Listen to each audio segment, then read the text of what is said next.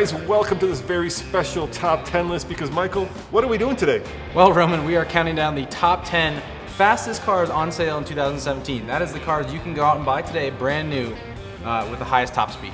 And of course, we are here at our friends of Ferrari of Denver. Check out their link below because two of these cars are on that list. So we thought, what an appropriate place to do this. Exactly. And the number 10 car is actually sitting right behind us, and it's brand new, and that is the Ferrari A12, and rightfully named the Superfast. It'll do 211 miles an hour. That is indeed super fast. And so that top speed comes courtesy of a 6.5 liter naturally aspirated V12, which I'm sure there won't be too many more cars with one of those. It makes 789 horsepower, and I mean that's a quick car, Roman. That's just shy of 800 horsepower, and since this car is so brand new, we thought it'd be fun to do a little walk around of it. So at the bottom of this list, we're gonna check that car out because, you know, I'm a sucker for V12s, and I'm a sucker for GT cars, and I'm a sucker for cars that do 211 miles an hour. But that's the slowest car on our list. Can you believe it? That's number 10. Yeah, what's number 9? Number 9 is the McLaren 720S, which has a top speed of 212 miles an hour. And what does that top speed come from? What's under the hood? That is a 4-liter twin-turbo V8 that makes 710 horsepower. Wow, you know, McLaren has come such a long way, right? They started out kind of as a niche manufacturer, and today they're out there battling Porsche for, well, both hypercar and supercar and kind of regular car dominance. All right, number 8 on our list is the car that's next to you. It's the brand new Ferrari GTC4 Lusso, 4-seater that does 214 miles an hour. What's under the hood? Under the hood of that is, of course, a 6.3 liter V12 that makes 681 horsepower.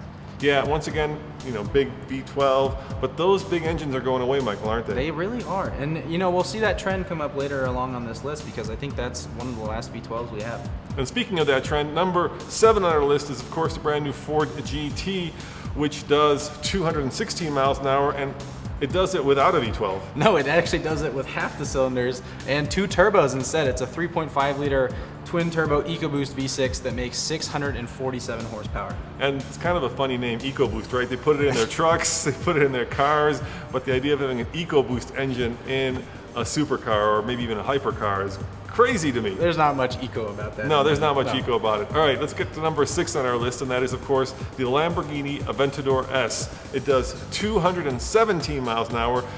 You know, I've gotten my car up to about 170 miles an hour. That's the Hellcat that we have on a racetrack, and that was freaking scary. The car gets really light, maybe because it's a Hellcat. I can't imagine what it's like to go 217 miles an hour. No. What does that have under the hood? That has a 6.5 liter naturally aspirated V12 that makes, get this, Roman, 730 horsepower. 730 horsepower. Get them while you can because those V12s are going away. Yeah. I think they're being replaced by Electrons. Electrons or twin turbo V8s or twin turbo V6s. And speaking of Electrons, this car was just unveiled in Frankfurt. It is the Mercedes-Benz AMG Project One. It is basically an F1 derived Mercedes. What's under the hood, dude? So under the hood, this is a really goofy one. It's the smallest engine on our list. It's a 1.6 liter V6 combined with a hybrid system that makes a combined 1,000 horsepower. 1,000 horsepower out of a 1.6 liter. 1,000 horsepower. With electricity. With electricity. I think that's the future. That sounds like the future to me. They're going to make just over 200 of those, and I think most of them are spoken for already. That's the thing. Sure. You know, hypercars are all the rage right now, and I guess it must be the very well-heeled who have money for these cars because they're competing for them and they're selling out. All right, number 4 on our list is, of course, the one that's the hardest to pronounce. It's the Pagani Huayra 238, and that also has a, what, under the hood? A 6 liter naturally aspirated V12 that this time makes 720 horsepower. And it goes 238 miles an hour? 238. So, you know, the Pagani has all these fancy sort of aerodynamic tricks that I'm sure are helping with that top speed figure compared to the Aventador. All right, number 3 is the Aston Martin Valkyrie. 250 miles an hour. Once again, a limited production Aston Martin. What does that have under the hood? That has a 6.5 liter naturally aspirated V12 with 1,130 horsepower.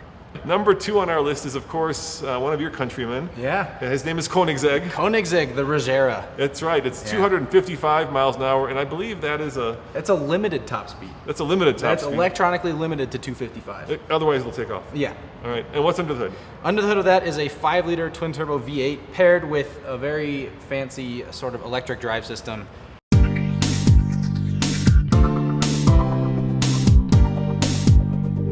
The number one car, of course, is the Bugatti Chiron, or do you say Chiron?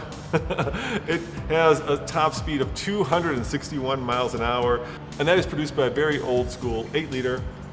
Quad turbo W16 that makes by far the most horsepower on this list, 1,479 horsepower. All right, now that car right there, right? Yeah. That's 2 times that car's horsepower. Two of those. 2 of those. Yeah. 2 of those. 2 of those. And I think the cost is maybe like 8x. Yeah. It's a lot. And of course, Michael, this list begs the question, where do you go 261 miles an hour? I think the only place you can, and the only place they have, is on what Volkswagen's special, giant 3-mile test ring in the middle of Germany. Even in the Nürburgring, you can't get No. up. No. We have a bonus? We have a bonus. Oh, damn, what's the I bonus? surprised you with the bonus. So the bonus is a car it's kind of tricky, right? Because it's a very sort of small company. Yep. It's the Hennessy Venom GT, which has a claimed top speed of 270 miles an hour. And that's a car you can buy right now. You can buy that car right now. All right. That being said, it's super small production. We don't know the sort of reliability you get out of that compared to something like the Bugatti. But it's on the list. It's on the list. It has a 7-liter twin-turbo V8 that makes 1,244 horsepower. Now, there's a little caveat here. We compiled this list of cars that if you wanted to, and if your wallet was big enough, you could potentially go out and buy today. Yeah, they're not cars that, for instance, like the Viper, which would make the list, are going away, Right. or cars that potentially are already sold out. We'll get a lot of flack probably for not including the LaFerrari, the 918 Spider, and the P1 on this list. Right. But the truth of the matter is, guys, that those cars were produced 3 or 4 years ago. They're all from 2015. And this is a list for cars from 2017 or 2018. Give it a little bit of gas.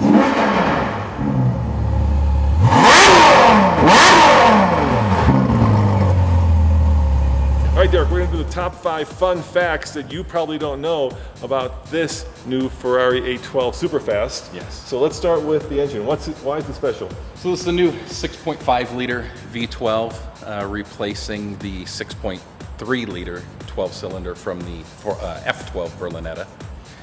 It's the highest specific output of a naturally aspirated V12 motor in production.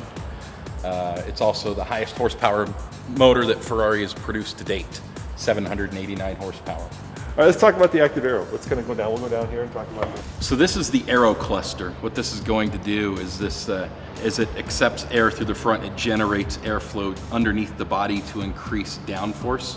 The active brake ducts here will remain closed. These flaps are speed sensitive. Up to 180 kilometers an hour, they'll remain closed to increase downforce.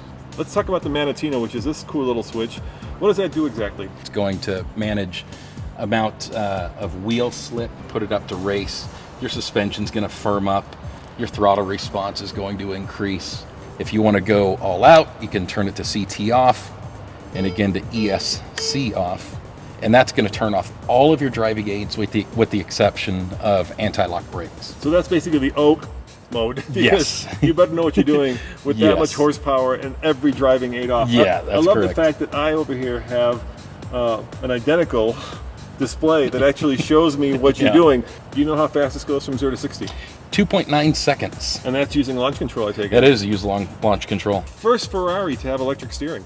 That's correct. That's correct. Ferrari has never featured electric steering in any of their cars.